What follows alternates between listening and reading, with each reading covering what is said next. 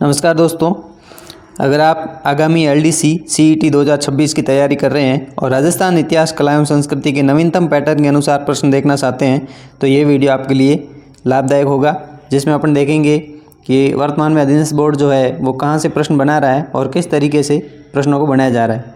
तो ये प्रश्न अभी जो रीट के एग्ज़ाम हुए थर्ड ग्रेड टीचर के लेटेस्ट, उनमें दिए गए प्रश्न हैं, जिनमें पहला प्रश्न अपना रहेगा सुमिलित करना है, जिसमें एक तरफ पगड़ी है और एक तरफ ये दे रखा है कि इस तरह की पगड़ी किस अवसर पर पहनी जाती है। तो लहरिया, मोठड़ा, मदिल और अलंकृत सफाई वाली पगड़ियाँ एक तरफ दे रखी हैं और एक तरफ है विवाह, होली, सावन और दशहरा।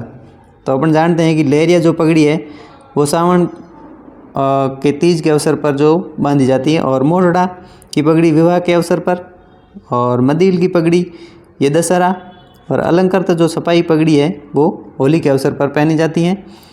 ये प्रश्न अपन देखेंगे क्लास जो 10 की राजस्थान इतिहास और कला संस्कृति की बुक है, उनमें अपन पगड़ी के बारे में सारा देख लेते हैं। जैसे पहला प्रश्न यही है कि अटपटी, अमरशाही, उदयशाही, खंजरशाही, शिवशाही, विजयशाही ये निम्न में से क्या है। तो ये पगड़ी के क्या है प्रकार हैं। और एक इसी से संबंधित एक प्रश्न और है, जैसे पगड़ी को चमकीले बनाने के लिए तुर्रे, सरपेश, बालाबंदी, दुगदुगी, गोशपेश, पशेवड़ी, लटकन, फतेहपेश आदि लगाए जाते हैं। तो ऐसा प्रश्न भी बन सकता है कि भाई बालाबंदी, दुगदुगी निम्न में से क्या है। तो ये पगड़ी को चमकाने के लिए है, न कि ये कोई बुर्जों के नाम है, न तो ये कोई तोप के नाम है, और न ये कोई मोट वगैरह की किस्म है, बल्कि क्या है, ये पगड़ी को सजाने के लिए। तो इसी में ये दे रखा है कि भाई जो मोठड़े की पगड़ी है वो विवाह उत्सव पर, और लहरिया श्रावण में, दशहरे पर मदिल, फूल पत्ती की छपाई वाली जो पगड़ी है ये होली के अवसर पर पहनी जाती है। इसमें एक बात और है कि जो सुनार लोग हैं वो आटे वाली पगड़ी, और बंजारे जो है वो मोटे पट्टेदार पगड़ी का प्रयोग करते हैं। और मौसम के अनुसार पगड़ियों के रंग बदल जाते थे, और पैसे के अनुसार पगड़ी का आकार और पेश बदल जाते थे। इस तरीके से पगड़ी के बारे में अपन ने जो पूरी जानकारी देखी। अगला प्रश्न है जो फट साहित्य से संबंधित है। इसमें अपन को बताना है कि फट साहित्य के संबंध में कौन कौन से कथन सही है। तो पहला कथन है कि भाई ये जो है वो टोंक और जयपुर के लिए प्रसिद्ध है। दूसरा है पाबूजी, देवनारायण जी आदि लोक देवताओं के जीवन से कहानियों का निरूपण किया जाता है। और पद्मश्री जो श्रीलाल जोशी ने इसे अंतर्राष्ट्रीय पहचान दी। और नूरुद्दीन द्वारा चित्रित कालिया दमन फट चित्रण का सबसे प्रसिद्ध उदाहरण है। तो इसमें से सही कथन बनाने हैं। तो जो पहला है टोंक और जयपुर इसके लिए प्रसिद्ध है, ये वाला कथन क्या होगा, गलत होगा। तो जिसमें ए है वो ऑप्शन अपने को सबसे पहले उड़ा देने हैं। अब ऑप्शन 2 बच गए हैं, इसमें पाबूजी, देवनारायण जी आदि लोक देवताओं के जीवन से कहानियों का निरूपण किया जाता है। तो ऑप्शन नंबर बी अपना क्या है, सही है। तो बी दोनों में ही है। अब तक अपना आंसर नहीं निकल रहा है। तो जो श्रीलाल जोशी है इन्होंने इसे अंतर्राष्ट्रीय पहचान दिलाई, तो ये सी अपना ऑप्शन क्या है, सही है। तो सी इसमें नहीं दे रखा है ऑप्शन नंबर बी में, तो अपना आंसर ऑप्शन नंबर डी हो जाएगा। तो और ये क्यों गलत है, नूरुद्दीन द्वारा चित्रित कालिया दमन फट चित्रण का सबसे प्रसिद्ध उदाहरण है, ये फट चित्र का उदाहरण नहीं है। तो इस प्रकार अपना आंसर हो गया ये। और क्लास 10th की जो बुक में फट से संबंधित जो जानकारी दे रखी है उसमें यही बातें दे रखी, जैसे भीलवाड़ा के शाहपुरा कस्बे में छिपा जाति के जोशी सितारों द्वारा पट चित्रण किया जाता है, जिसे राजस्थानी भाषा में फट कहा जाता है। भीलवाड़ा निवासी श्रीलाल जोशी ने इसे शैली के प्रमुख चित्रकार हैं। तो यही अपने ऑप्शन में थे। अगला प्रश्न है भक्ति आंदोलन का प्रवर्तन भक्ति संतों द्वारा किया गया। ये बात तो सही है, उन्होंने अपने उपदेशों से सभी प्रकार का भेदभाव समाप्त करने की कोशिश भी की थी, ये भी सही है। कुछ भक्ति संत राजाओं के चरित्र, गुणों और अन्य सराहनीय कार्यों का गुण वर्णन करते थे, ये भी सही है। और अगला है कि निर्गुण संतों ने गुरु की महिमा एवं महत्व के बिना समस्त समय भगवान का स्मरण करने की महत्ता पर बल दिया। ये अपना जो है वो गलत हो जाएगा, क्योंकि जो निर्गुण संत थे उन्होंने गुरु महिमा के द्वारा जो है वो भगवान स्मरण की महत्ता पर बल दिया है। इसमें दे रखा है कि गुरु की महिमा एवं महत्व के बिना नहीं है, इसके साथ। इसका भी अपन जो उस बुक में से देख लेंगे कि भाई ये लाइन कहाँ से ली गई है। तो अपना आंसर ज्यों ही अपन डी गलत करेंगे तो ये उड़ जाएगा, उड़ गया, अपना ऑप्शन नंबर सी रह गया। तो इस बुक में जैसे दे रखा है संत धन्ना कौन थे, तो गुरु रामानंद के प्रभाव से ये कैसे थे, निर्गुण थे। और निर्गुण संत होकर ये क्या बात कर रहे हैं, देखो कि धन्ना गुरु भक्ति में बड़ी निष्ठा रखते थे। इनका मत था कि गुरु भक्ति से ही परम पद की प्राप्ति हो सकती है, गुरु भक्ति से ही। जबकि ऑप्शन में क्या दे रखा था कि गुरु की महत्ता के बिना, इसलिए वो अपना डी वाला ऑप्शन गलत था। अगला प्रश्न है अढ़ाई दिन के झोंपड़े से संबंधित है, जिसमें कथन और कारण से प्रश्न बनाया गया है कि अढ़ाई दिन का झोंपड़ा नामक भवन मूलतः विग्रहराज चतुर्थ द्वारा निर्मित संस्कृत पाठशाला थी। ये बात तो सही है। ये भवन हिंदू इस्लामी वास्तुकला का नमूना है, ये दोनों भी सही है। और ये व्याख्या भी है, क्योंकि व्याख्या क्यों है ये तो आगे अपन देखेंगे। तो ऑप्शन नंबर सी अपना राइट आंसर है। जैसे ये अढ़ाई दिन के झोंपड़े संबंधित इस बुक में दे रखा है कि ये मूल रूप से अढ़ाई दिन का झोंपड़ा जो कहलाने वाली इमारत है, ये एक संस्कृत महाविद्यालय थी जिसका निर्माण विग्रहराज चतुर्थ द्वारा किया गया। और बाद में सुल्तान मोहम्मद गोरी के सेनापति थे ऐबक ने इसे मस्जिद में तब्दील किया। और हिंदू व इस्लामिक स्थापत्य कला के इस नमूने को सुल्तान इल्तुतमिश ने और ज़्यादा सुशोभित किया। इस तरीके से अपन ने देखा कि भाई जो पिछले वाला प्रश्न था उसमें दोनों ही कथन सही थे। और ये इसकी व्याख्या भी है, क्यों है हिंदू इस्लामिक, क्योंकि पहले जो विग्रहराज चतुर्थ ने निर्माण करवाया वो तो होगी हिंदू, और ये जो मोहम्मद गोरी के सेनापति ऐबक ने इसको तब्दील किया मस्जिद में तो वो इस्लामिक, तो ये दोनों ही हो गई।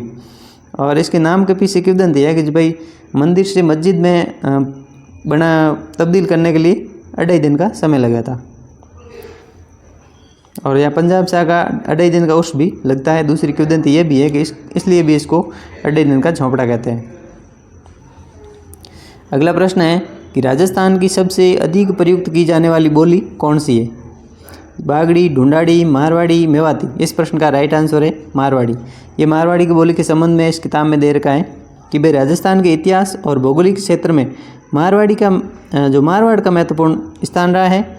और भौगोलिक क्षेत्र बहुत विस्तृत भी रहा है, मारवाड़ बहुत बड़ा इलाका है। और यही कारण है कि राजस्थानी बोलियों में मारवाड़ी बहुत महत्वपूर्ण है। और साहित्य सर्जन भी अधिक हुआ है, और कहीं कहीं इसे राजस्थानी का पर्याय भी कहा जाता है। तो ये इस प्रश्न का आंसर अपना हो जाएगा मारवाड़ी।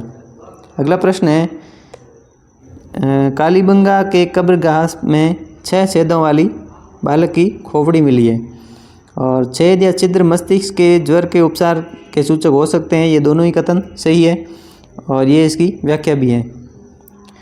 अपन इस बुक में से देख लेते हैं। जैसे इसमें लिख रखा है ये कालीबंगा से संबंधित है। तो कालीबंगा एक सुव्यवस्थित बसा हुआ क्या था, नगर था। और यहाँ से आप देख सकते हैं कि एक बच्चे के कंकाल की खोपड़ी में 6 छिद्र मिले हैं, जिसे मस्तिष्क शोध बीमारी के इलाज का प्रमाण माना जाता है। तो इस हिसाब से अपन ये देख रहे हैं कि इसी बुक से अधीनस्थ बोर्ड है जो नवीनतम पैटर्न के अनुसार सीधी सीधी लाइन उठाकर किस तरीके से कथन और तर्क, कथन कारण वाले प्रश्न कर्म अनुसार जमाने के प्रश्न बना रहा है। तो आगामी जो LDC, CET, वन रक्षक, वनपाल 2026 में जितनी भी भर्तियां होने वाली है उनमें इसी किताब से इसी तरह के प्रश्न बनेंगे।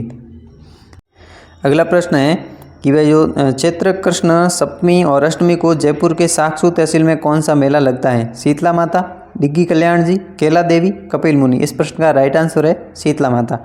तो इस बुक में भी अपन देखेंगे यही लाइन है। जैसे जयपुर जिले के साक्षू तहसील के सील की डूंगरी गांव में चैत्र कृष्ण सप्तमी अष्टमी, इसमें भी दोनों है, सप्तमी भी है अष्टमी भी है।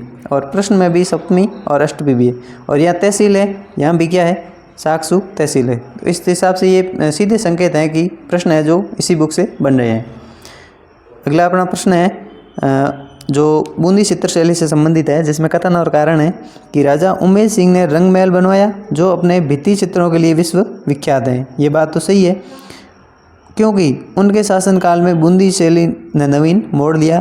तो ये है तो दोनों ही सही, लेकिन ये जो कथन ए है इसकी आर व्याख्या नहीं कर रहा है। दोनों क्या है, स्वतंत्र रूप से दोनों सही है।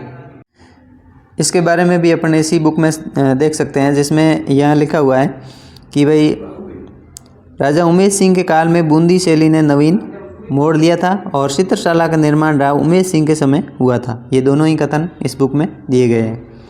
अगला अपना प्रश्न है कजली तीज से संबंधित है कि कजली तीज भाद्रपद कृष्ण तृतीया को बूंदी में मनाई जाती है। ये अपना सही है। अलंकृत पालकियों में तीज का मनोहर जुलूस पिसोला झील के मनवारी गणगौर घाट से शुरू होता है और नौकायन एवं आतिशबाजी के साथ समाप्त हो जाता है। ये वाला बात अपना गलत है, क्योंकि ये जो गणगौर घाट है ये तीज में नहीं होती है।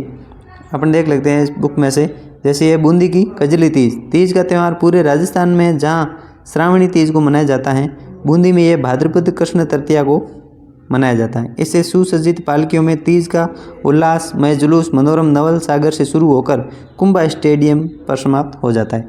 जबकि नीचे वाला जो कारण दे रखा था उसमें था कि तीज है जो पिछोला झील से उससे संबंधित था, तो इसमें अपन देख सकते हैं ये गणगौर से संबंधित है।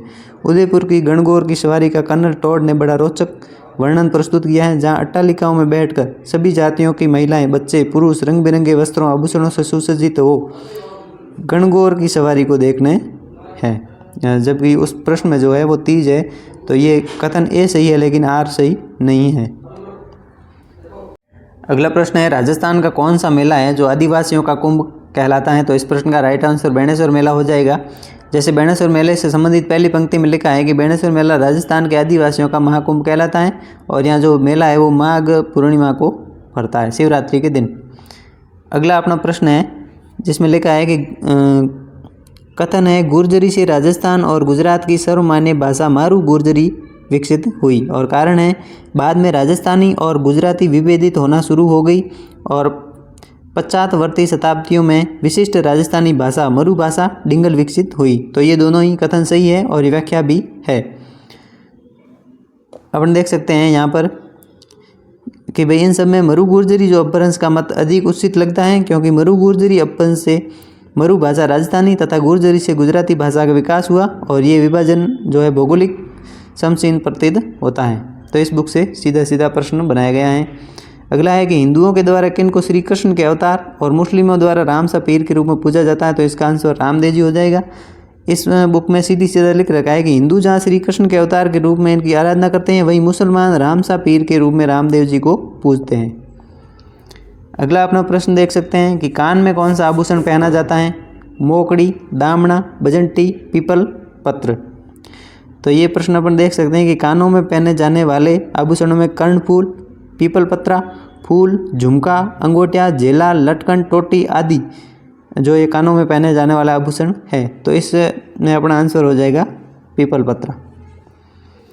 अगला प्रश्न है कि किस स्थल से प्राप्त लौह पात्र और उपकरण भारत में लौह युग के प्रादुर्भाव की तारीख नियत करने का महत्वपूर्ण स्रोत है? कहाँ पर? भारत में, पूरे भारत में। तो गिलून राजसमंद, झाड़ोल उदयपुर, नो भरतपुर, पिंड पांडलिया, चित्तौड़गढ़। इस प्रश्न का राइट आंसर है नो भरतपुर। इस बुक में अपन देख सकते हैं कि जो नोह से प्राप्त लोहे के अवशेष भारत में लौह युग के आरंभ होने की सीमा रेखा निर्धारित करने में महत्वपूर्ण स्रोत है। इस प्रश्न का राइट आंसर है नो, और नो कहाँ पड़ता है? अपने भरतपुर में, और ये लौह युगीन संस्कृति। अगला अपना प्रश्न है प्रख्यात पत्रकार कर्पूर चंद कुलिस के कार्य से संबंधित है, जिसमें अपन को सही बताने हैं। उन्होंने अग्रणी हिंदी दैनिक राजस्थान पत्रिका शुरू किया, ये बात सही है।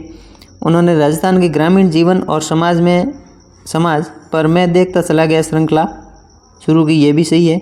उन्होंने रामचंद्र के साथ मिलकर जयपुर फुट का आविष्कार किया था, ये बात अपनी गलत है, और जयपुर फुट का आविष्कार है वो पीके सेठी जी ने किया था। उन्होंने ढूंढाड़ी बोली में नियमित स्तंभ पोलम पोल में योगदान दिया, ये कथन सही है। तो ज्यों ही आप सी गलत करोगे तो ये दो ऑप्शन तो कट ही जाएंगे, और बाकी वाले सारे सही हैं, तो ए, बी और डी अपना राइट आंसर हो जाएगा।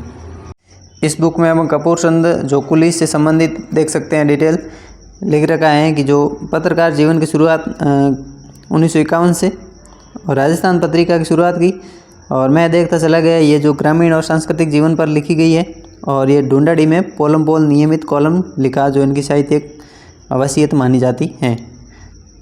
और अगला प्रश्न है जो फड़ से संबंधित है।